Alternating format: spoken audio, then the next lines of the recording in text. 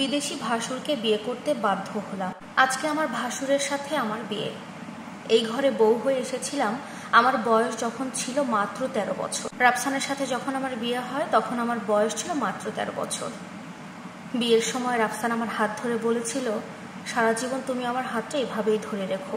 আজকে রাফসান বেঁচে নেই, কিন্তু আমি এখনো এই ঘরে থেকে গেছি। বিয়ের পরপরই রাফসানের বাচ্চা যখন আমার পেটে আসে, এই খবরটা শোনার পরে আমরা অনেক খুশি হয়েছিলাম।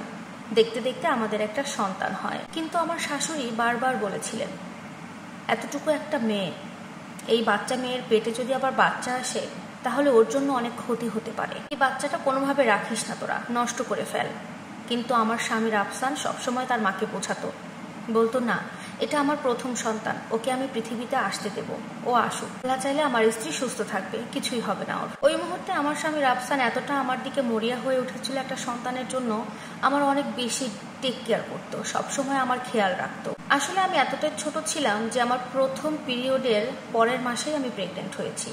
অনেক শারীরিক পরিবর্তন আমার মধ্যে হয়েছে, আর এটা নিয়ে আমার শ্বশুরবাড়িতে বিশেষ করে আমার শাশুড়ি সব থেকে বেশি একটু আতঙ্কিত ছিলেন। এরপরে ধীরে ধীরে একে একে আমি চারটা বাচ্চার মা এখন। একদিন হঠাৎ করে আমার হাজবেন্ড রাফসান আমার বড় মেয়েকে নিয়ে স্কুলে যাচ্ছিল। রাস্তা পার করতে গিয়ে একটা গাড়ি হঠাৎ করে জোরে এসে আমার হাজবেন্ড আর আমার মেয়ের গায়ের উপর দিয়ে চলে যায়। কোনোভাবে আমার মেয়েটা বেঁচে গেলেও আমার হাজবেন্ড রাফসান আর সেদিন বাঁচতে পারেনি। মেয়েকে বাঁচাতে গিয়ে রাফসান আজকে এই পৃথিবী থেকে বিদায় নিল।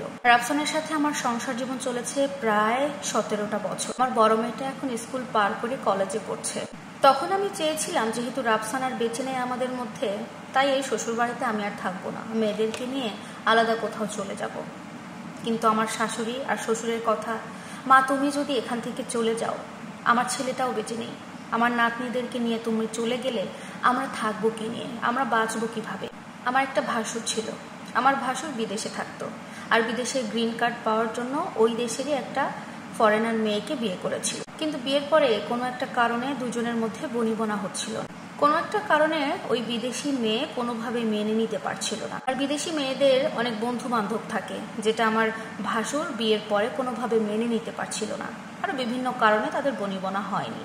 তো শেষ পর্যন্ত তাদের মধ্যে ডিভোর্স হয়ে যায়, এবং ডিভোর্স করার পরে আমার ভাসুর দেশে চলে আসে। আমার ভাসুর যখন দেশে ফিরে আসলো একেবারে, তারপর থেকে খেয়াল করি আমার ছেলে মেয়েদেরকে অনেক বেশি যত্ন করে, খুব খেয়াল রাখে। আমার দিকেও মাঝে মধ্যে তাকাতো, সেটা আমি বুঝতে পারতাম, কিন্তু কখনো এটা ভাবতেও পারিনি যে আমার ভাসুর আমাকে বিয়ে করবে, ভাসুরের বউ হয়ে যাব আমি। এটা আমি কখনো মন থেকে মানতেও পারিনি।